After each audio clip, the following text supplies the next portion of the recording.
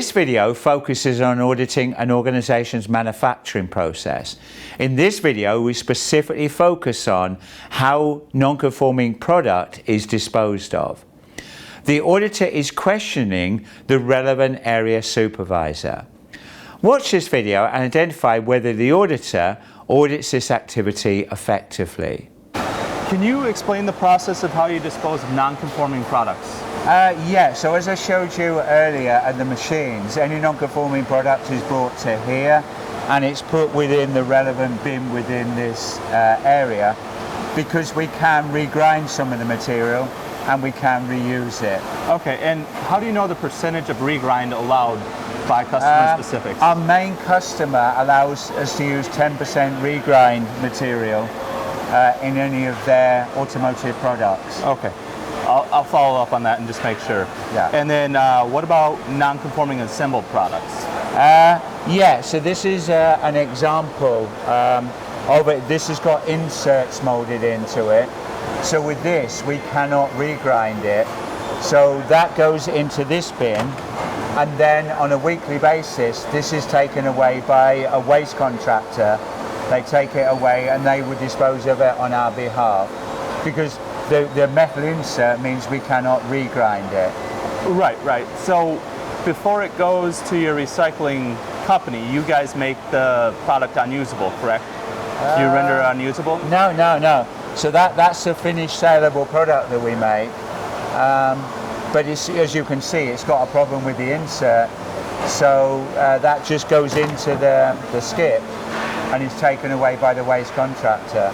Okay, so just so you know, I'm going to raise this as a non-conformity. IATF 16949, Yeah. 8.7.1.7, non-conforming products. Disposition states the organization shall verify the product to be scrapped is rendered unusable prior to leaving. Well, I guess, yeah, that makes sense. So it doesn't get back into the automotive supply chain. What I can do, I can ring the waste contractor, and we've got a delivery going to them today, so I can get them to put a hammer to the product. We can write that into our contract so they can destroy the product. If I provide you that information by Friday, by the end of the audit, will you be able to clear that then? Because it seems a simple one that we can fix. If you can provide me that before the closing meeting, I won't write this as a non-conformity. Oh, that's great. So no, I'll go and when you take your coffee break, I'll give them a call and I'll get an email from them confirming that they're going to do that. Thanks a lot. I really appreciate that. So let's summarize. The good thing is the auditor is on the shop floor and they are watching the process of how non-conforming product is disposed of. Against the initially released IATF 16949 requirement, the auditor would have been correct. But auditors should also be familiar with the relevant IATF 16949 sanction interpretations and frequently asked questions. In this case, there is a relevant frequently asked question. Question 3 states, can an organization use a service provider to render the product unusable? The IATF answer against that question is yes. It is acceptable to contract the process of rendering the product unusable to a service provider. If a service provider is used, the organization needs to approve and periodically verify how the supplier is rendering the product unusable.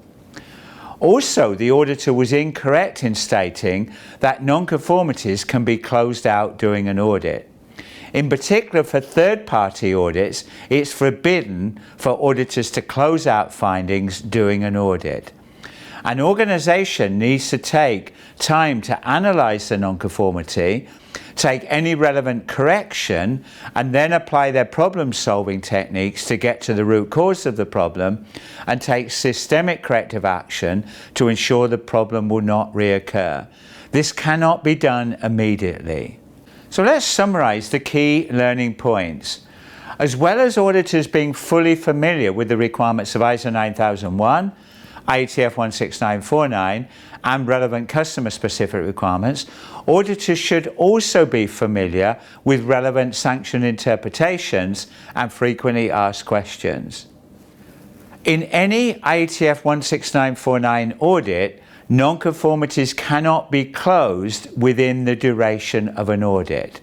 Any nonconformities that have been found have to be included within the audit report and then effectively followed up either as a special audit or on the next scheduled surveillance audit. For more information, visit the website in the description and don't forget to subscribe.